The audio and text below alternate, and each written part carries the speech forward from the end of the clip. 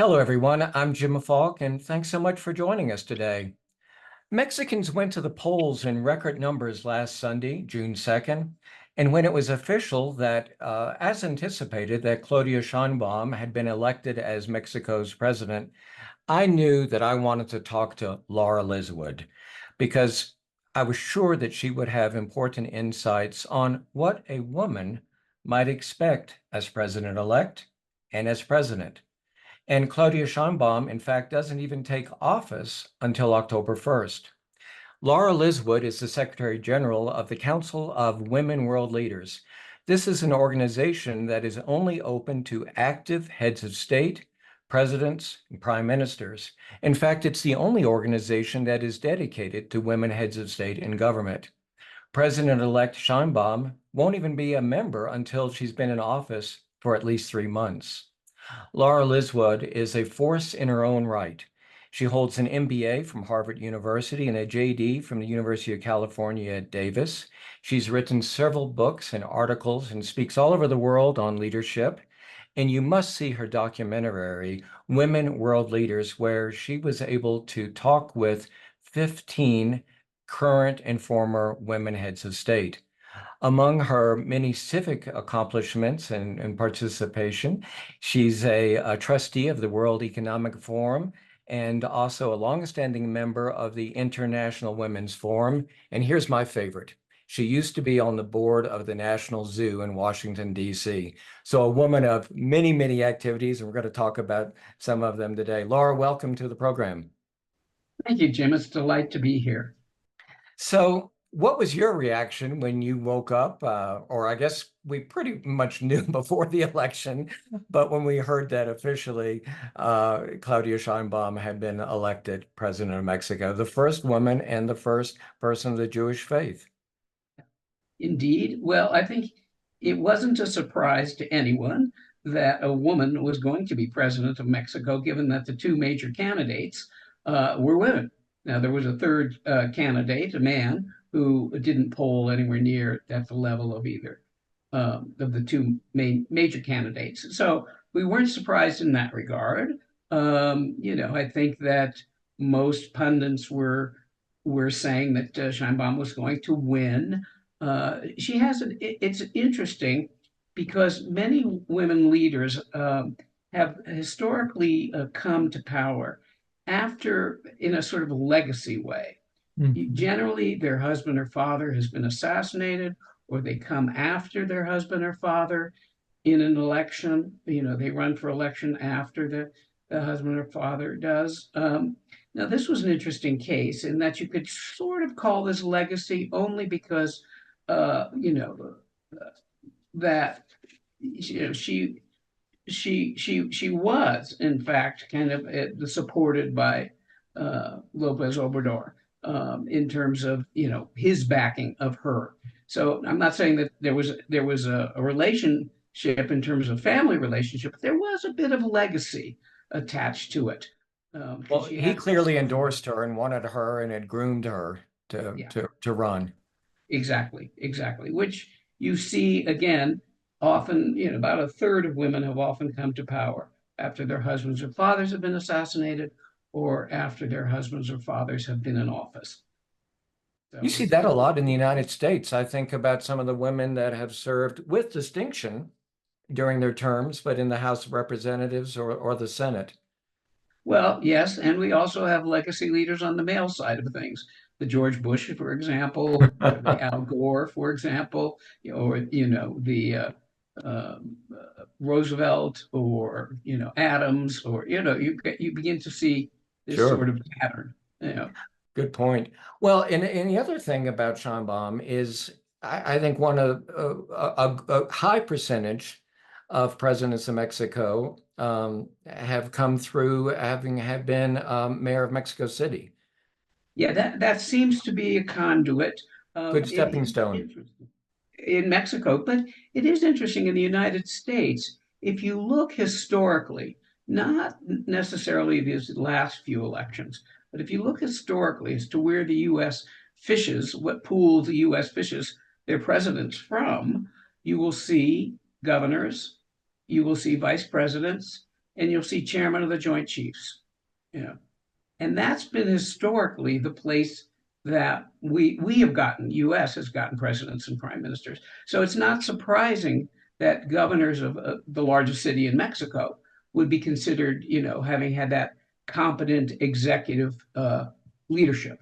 Yeah, It's it's executive. looking for the CEO, wouldn't you say? Absolutely, that's exactly what it is, and it has been even rare in the United States and in Mexico, and in other countries where you get the leader from the legislative branch, the senatorial branch, or the House branch, or whatever the bicameral is. So yeah, you definitely see this as the launch pad, and it makes sense. Yeah. Something that I think is also curious and interesting about how this election and how she's being covered in the United States, almost every article says first female and first Jew to be elected president. Right, right. She has gone out of her way to sort of not call any attention to the fact that she is of Jewish heritage. Yeah, that is interesting. I'm not sure what that's about. I don't understand Mexican politics enough, or religion and how it plays into Of to course, heavy Mexican public Catholic. life. It's heavily Catholic. There is some Jewish presence, particularly in Mexico City. I think some number of Holocaust survivors Hmm. went to Mexico. And it is interesting that if you think about Santa Fe or New Mexico, there's actually a very large, Yeah. important Jewish community in New Mexico, and some of it came through Spain, some of it came through Germany, etc. So yeah, Mexico has a population, but it some people have observed that she wears a cross, for example. Hmm. So it's not that I think, and again, I don't really know the level of anti-Semitism, for example, in Mexico, and how that might have played out. But she clearly understood the base of voters enough to decide that that's the way she was going to approach it. That's really interesting insight about what you said about New Mexico, because as you know, I've lived here for about 3 years, but have visited New Mexico for a long, long time. And I was surprised at how large the Jewish community was. And that does make sense that they migrated from through Mexico from Spain. Very Yeah, interesting. Yeah. Huh. absolutely. So let me read you this quote from The Economist, because one of the things that I want to hear your thoughts on is about some of the challenges that she will face. One, unique to Mexico, but also being a woman. So this was in The Economist a few days ago. It is far from clear whether she has the will or ability to break free of the policies of personal sway of her populist predecessor, of course, Andres Manuel Lopez Obrador. What do you think about what The Economist is saying? Well, I think that's not an unusual observation about her.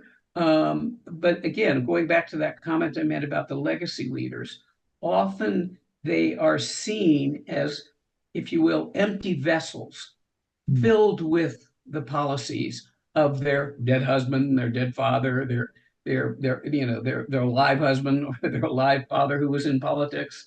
You know, women are often seen as that. Well, they don't have any policies themselves. They're just transmitting the policies of their legacy. Yeah. So it's not an uncommon observation. Now, generally speaking, I mean, there's a woman who's independently been politician for many, many years with her policies in Mexico, in Mexico City. She's an accomplished environmental scientist. She has a mind of her own. Let's put it that way. On the other hand, she has to contend with the legislature, right? She has to contend with the judiciary branch. Now, it's very interesting because Mexico is one of the few countries that has a constitutional amendment Yeah. that requires gender parity across all three branches, the executive, the legislative, and the judicial. So for example, the national legislature is 50% women, Hmm. 50% women. Now, because let's reflect on the United States, which has no affirmative mechanisms and probably never will, has a 25% rate of women in the House of Representatives. And so she at least has some, let's see, she at least has more ease in getting legislation passed, depending on what it is, and obviously depending on the party representation. Sure. I remember when I interviewed Benazir Bhutto, she had no women in her cabinet. She had 3 women in parliament. What did you expect her to do? How was she supposed to get her policies? Particularly policies in advancing women's equality. Yeah, um, Yeah. she had almost no possibility of doing that. And a curious thing about Mexico is that the president can only serve for one 6-year term. There are advantages and disadvantages to that. But in a sense, you don't have the same, perhaps, jockeying in the beginning that you seem to have in the United States, where people are already thinking of the second term, including the president is thinking about what he or she might do to ensure their reelection. Um, that's I mean, every country has a different system, but that does seem to eliminate the sort of lame duck kind of philosophy, or constantly having to fundraise for their right. next term, or having to worry about how that might affect their next term, et cetera. So in some ways you could say, six years is an interesting concept, and one that might have real advantage in that sense. I mean, it is also interesting, and I'm not saying this wouldn't necessarily not be the case for a male who ran for president of Mexico, but she has enormous problems. Mexico has some of the violence, etc. So it's often the case that when a country is really in crisis, that the populace turns to a woman leader. Hmm. Give me another example. Oh gosh, let's think. Um, well, Violeta Chamorro came into office after her husband was assassinated. Corazon Aquino came to office after her husband was assassinated. You have people like I think people like Jacinda Ardern, where New Zealand was kind of going through some issues and some that Hmm. were difficult. You see it mainly where you see this phenomena is in women CEOs. You know, when a company is crashing and having problems, that a woman is brought in, and incidentally, that often the tenure of the CEO is shorter. The woman's tenure is shorter as the CEO because she's dealing with these crises. And there's a term for it. It's kind of called the glass cliff or the crumbling cliff. Hmm. Just as the country's about to crumble over, they say, well, let's try a woman now. You know, now there's a reason. There's also a reason for it, because women come from the historically out of power group, right? They have historically been out of power. All right. All historically out of power groups represent the possibility of change in a way that historically in power groups never do. Because if you're out of power, what is it that you want to do?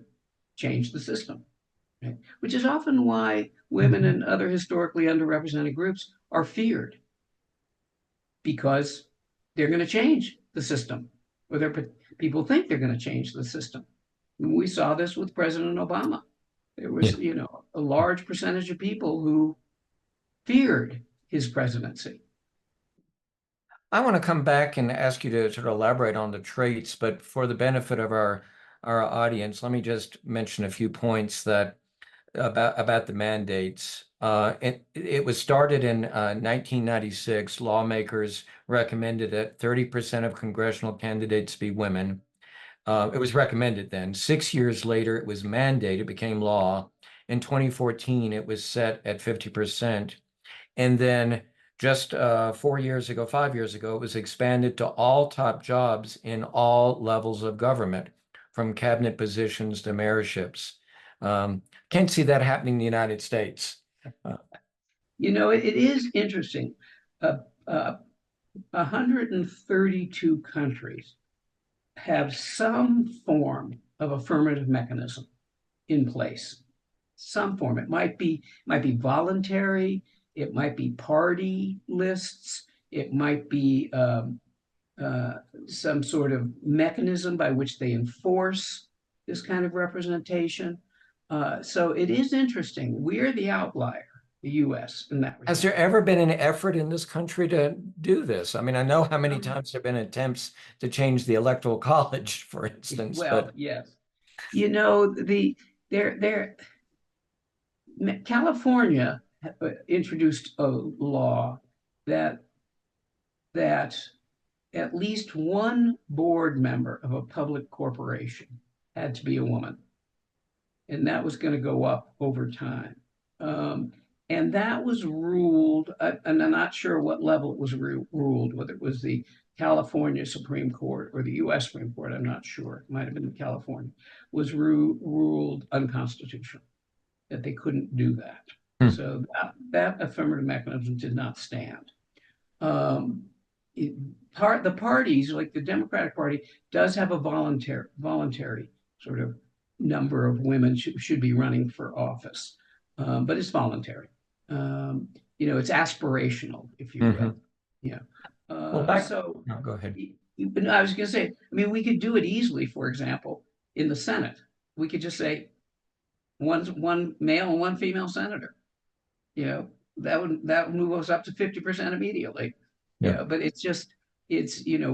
we have a very different history. And as I say, we are falling behind with the World Economic Forum's gender gap report. For example, Mexico ranks number 33 on the ranking of the 194 countries, and the US now ranks 43, and it keeps going down. So our Well, ranking. Mexico is such a puzzling country in so many ways because, as you know, I guess it was last year where they legalized abortion. Yes, yes. So, On the one other thing hand, that, and I guess we won't know until next year or late this year about AMLO's involvement. I always have this sense that most past Mexican presidents end up getting a fellowship at Yale and end up teaching, or at Harvard. yeah, President usually the Fox was an Kennedys do. outlier, creating his wonderful presidential center in Guanajuato. And um, Right. but so we really don't know how active AMLO is going to be. But one thing that people have said is their policies are very different. They're both populist, but and thank goodness our presidents don't do a press conference every morning. But AMLO has done that almost every morning at 7:30. But he has that charisma where he can pull it off. I don't think Scheinbaum will do that. But talk about the traits, you've touched on this, but that a woman brings to an office. I know in a sense we're making generalizations, but heck, you've been studying this for a long time. What do you see? Well, first and foremost, it is interesting also that we're in June and she won't get sworn in until October, Yeah. which gives AMLO quite a bit of maneuvering room if he wants to potentially implement some things by executive order. It's hard to know. I mean, I know that there are some people who are concerned about this hiatus between the election and the being sworn in. So, but that's, I think those are just critics who have looked at AMLO and his policies. And also remember, I think sometimes what happens is that people have an over expectation of what the woman can do. So, for example, we know that Mexico has a serious problem with femicide, you know, with women being a serious, serious problem with it. It's just awful, horrific. People would say, oh, well, now we have a woman president. That's going to disappear. Well, no, that's not necessarily going to disappear. And we don't know whether she's going to put her attention to it or not either. But there's sometimes this over expectation. Well, now that we have a woman in here, all these problems, these gender problems are going to disappear. I mean, you're looking at a country, I mean, not the, the US has similar kinds of things. We're looking at a country that has a very strong machismo culture Yeah. in it. She's not going to, she's making a step forward in that sense. Yeah. But is she going to be able to overcome all that? No, not necessarily. She will have to, there will be potentially an over scrutiny of her. We've certainly seen that with other countries, with other women heads Hmm. of state and government. The press over scrutinizes her. And that I don't know. Whether she'll get over scrutinized for her voice, her dress, her hairstyle, her makeup, all of that kind of stuff, which women leaders do get. There's also an interesting sort of emerging and unfortunate situation that women politicians are about 9 times more likely to get cyber assaulted or cyber harassed. Um, and, that can have a very chilling effect for women. Why is You that? uh, could it be misogyny? I don't know. But the women get attacked. They attack the families, and it's not that men don't. We certainly see that men do get cyber attacked, but the recent studies now are showing that women are about 9 times more likely. And so you see women who say, "I don't want to get into this," or "I'm retiring now because this is too detrimental to me and my family." And so there is that possibility that she's going to get some of that, and that can have a serious impact on anyone. Well, the violence in Mexico is such a serious problem as we know. But again, I didn't realize how it was directed uh, to so many politicians and candidates. And nearly every day you read about a mayor being killed, or I think, it was over 100 candidates. I mean, you are really putting your life at risk and your family's life at risk if you put your name on the ballot.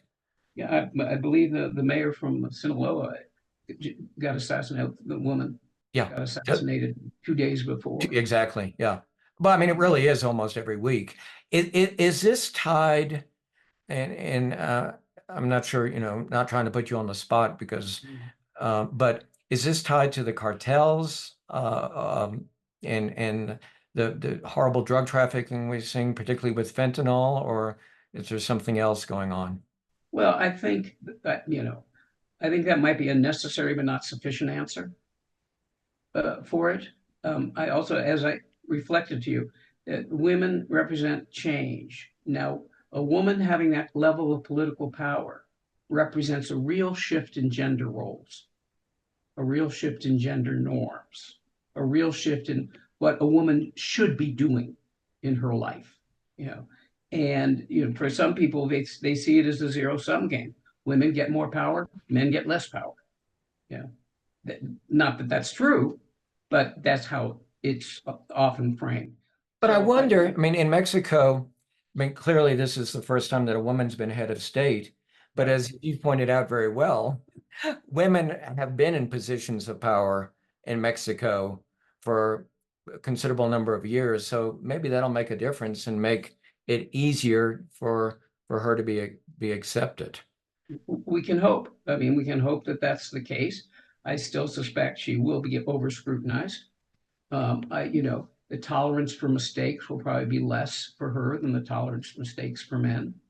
Again, those over expectations that she will face. I think you know, it's one of those things. I remember listening to John Major talk about his interaction with Boris Yeltsin, Hmm, and he said he called John Major, former Prime Minister of the UK, right? sure. He called Yeltsin, and he said, "Okay, Boris, tell me in one word how it's going in Russia." And Yeltsin responds, "Good." And Major says, "Well, maybe you should elaborate. Tell me in 2 words how it's going in Russia." And Yeltsin responds, "Not good." So, so we have this dichotomy of what's going on. I mean, Yeah. I often people ask me, do I think there's a glass ceiling? And I say no. I think it's just a thick layer of men. So there's not a glass ceiling itself. But she has made that major step. It will be Hmm. interesting. Often you rarely see a woman following a woman as president or as prime minister. There are very few countries that have had a multiple number of female prime ministers. For example, Iceland, New Zealand. Well, that may Uh, be too because the pool of is smaller, and in time that'll change. it's possible. It is possible that that's the case, but nevertheless, you see that you don't see that sequencing. Whereas no one thinks, well, there's a man who's been prime minister. Okay, now there's another man who's been prime minister. Right. We don't observe it.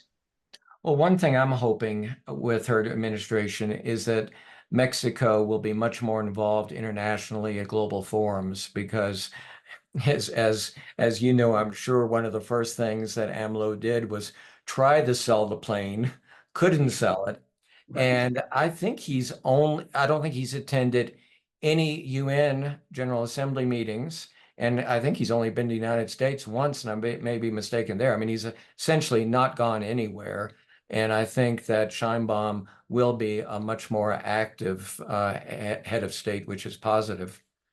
Well, you do see that women often will go on to the international stage, as you referenced, but also that they often will bring different people to the table than men, because men have surrounded themselves with similar people to themselves, and women have surrounded themselves with people similar to themselves, but maybe a different group of people. So I don't know. Will she bring? This is a question mark. Will she bring Yeah. more indigenous people to the table? Will she have stronger international relations?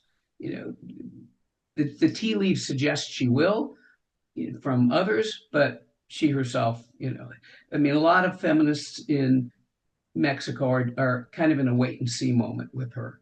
Yeah. Well, I'll be very curious as well to see how quickly there is a meeting between our president and Claudia. I guess since she doesn't take office until October, I suspect. Well, who knows? I mean, the candidates may try to try to meet with her before November 5th. That'll be another thing to watch. And of course, there's some issues that we're not comfortable with her support for Venezuela. She has been although she's certainly more inclined to support the private sector than AMLO, she has not been that open to U.S. oil and gas interests. So and then of course immigration, and now with President Biden's recent announcement regarding the border and asylum, there's a lot to talk about. We have a few minutes left, and Well, Laura, I would, yeah, Jim, I please, want to also add, it is interesting given her environmental climate background, you know, yeah. how that will manifest itself. As you've reflected there, she's, the oil and gas industry, how she's going to, and what happens in Mexico in terms of the environment affects the U.S., and what the U.S. does affects Mexico. And so it'll be very interesting to see how that plays out also. And I'm forgetting, I don't have all my notes in my mind. She w was nominated or won a Nobel Prize, am I right? Yeah, She did. Yes, she did. Yeah. because of her work on the environment and climate Because of change. her work on the environment. That's right. And Did so she win that that alone or was it with a group? um, you got me there. I'm not sure, Okay. Jim, but I know she was recognized for her work. And No, she has that a phenomenal academic record and yeah, experience. right. Well, which is also something you often see that the women have to have twice the credentials that the men do. Laura, I remember when I heard you speak in Santa Fe, you said something that really struck a chord with me. You said men go after power, Mm. women try to make a change in policy, or so, I'm paraphrasing what you said, but Yeah. elaborate on that. Well, and look at there's some extraordinarily competent and wonderful male, leaders. It's not that women have the corner on truth, beauty, and light. They Glad to don't. hear that. Yes, they don't. But on the whole, men often have a wonderful trait, and it's called positive illusion, which is, basically, I read this statistic once: 76% of men think they're above average. So when I look in the mirror and I see George Clooney, that's what happens? Yeah, pretty Okay, much got it. so. Or Got you it. look in the mirror and you say, God, I could run for governor. I could run for the Senate. You know, a woman will look in the mirror and go, that we needed a stop sign on that street corner because kids are in danger. So I'm going to run for city council, you know. And then she runs for city council, and then she goes, well, yeah, okay, I'm pretty good at that. Maybe I could run for state representative. And then, whereas the men just go, oh, I can run for U.S. Senate tomorrow, kind of thing. So it's a very different look at the competency, if you will, of people. And also, women are often not as frequently asked. You mentioned the pool, that, Herminia Ibarra out of INSEAD wrote an article saying that women are often not begged to do something. So, in other words, people might say to you, Jim, we just have to have you running for this. You are so good at this.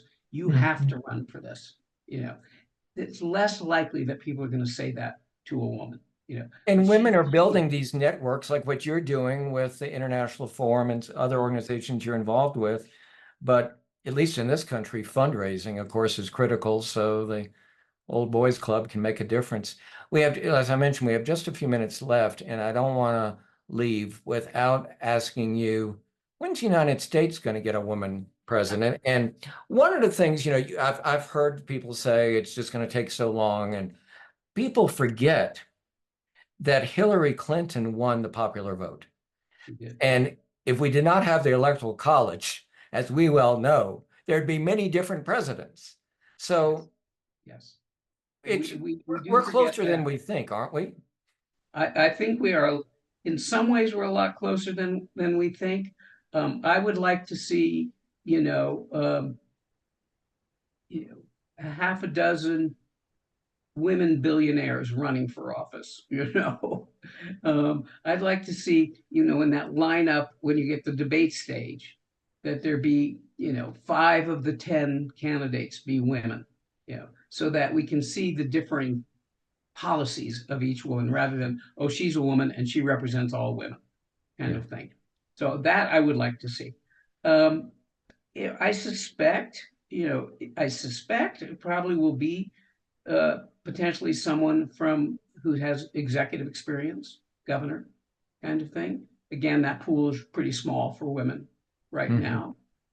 I wish I had a crystal ball. I mean, the World Economic Forum's Progress Index report says that it's going to take 95 years for the U.S. to get to gender parity. So we got a ways to go with it. I think what has been interesting is the gap is closed with secretaries of state, and that's Condoleezza Rice and Madeleine Albright, et cetera. There was quite a large gap of who could handle a terrorist or rogue nation better, a woman or a man. Before Madeleine Albright, there was a very large gap that men could handle a terrorist or a rogue nation better. Once Albright came in, once Condoleezza Rice came in, that gap has pretty well shrunk to almost negligible. Yeah, at this point. So those Well, are the kinds of things that will make a difference too. I wish I had a better answer for you. People often will say, if when polled, would you vote for a woman president? Oh, sure, I'd vote for a woman president. That's not the correct question. The correct question is, do you think your neighbor would vote for a woman president? No, I don't think my neighbor would vote for a woman president. hmm. That's their answer.